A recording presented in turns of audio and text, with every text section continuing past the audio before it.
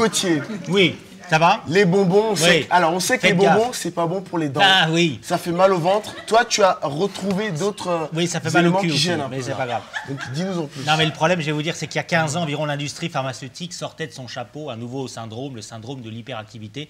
En effet, les labos se sont aperçus que les gamins étaient trop turbulents, incapables de se concentrer en classe. Oui, bien sûr. Et alors, pour trouver la réponse, ils ont inventé les médicaments.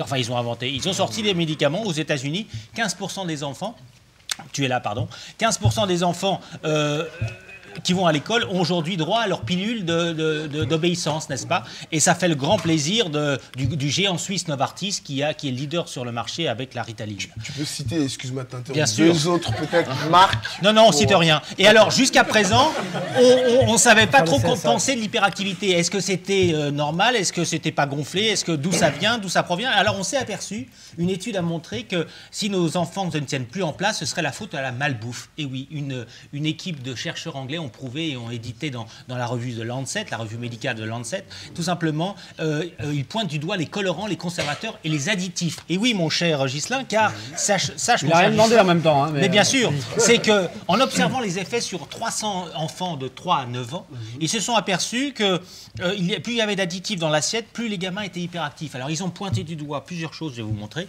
Le E211. On a envie, hein. Et oui, par exemple, le E211, c'est un conservateur qu'on prend dans les sodas comme le Coca, le Pepsi, c'est de la saloperie. Il y a aussi 6 colorants, comme le E102, comme Étienne, 102, qui repeint en jaune la glace à la vanille. Très mauvais, ça. Aussi le E104 pour le jaune-vert des crocodiles Haribo. De la saloperie. Alors finalement, quels sont, en quelques mots, les effets secondaires les effets secondaires, chimiques? Qu'est-ce que je viens de dire? L'hyperactivité. L'hyperactivité, moi j'en prends tous les jours.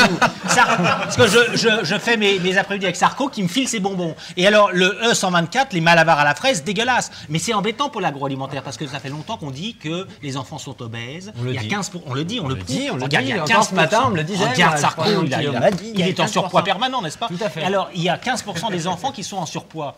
Alors, le problème, c'est que l'Union européenne s'est décidée à passer au tamis, c'est-à-dire filtrer les 350 additifs. Oui, c'est-à-dire passer au tamis. Exactement. On appelle passer au tamis. Exactement. Au tatami. Et alors, tatami, très drôle. Ah oui. Tatami, bravo. Tatami. Parce que je connais. Qu'est-ce qu'elle devient, ta tatami? Gauthier, oui, joli. Pour conclure, alors, oui, pour conclure, ce qu'il faut, c'est absolument, il faut manger des fruits, des légumes, de la viande et surtout pas de bonbons et de glace à la vanille. Et se taper des putes. Et se taper des putes. Mais les putes en France, en Europe, sont les plus moches d'Europe. Les plus chères. Et les plus chères. Les plus chères, comme disait Michael. D'ailleurs, on en a 2-3.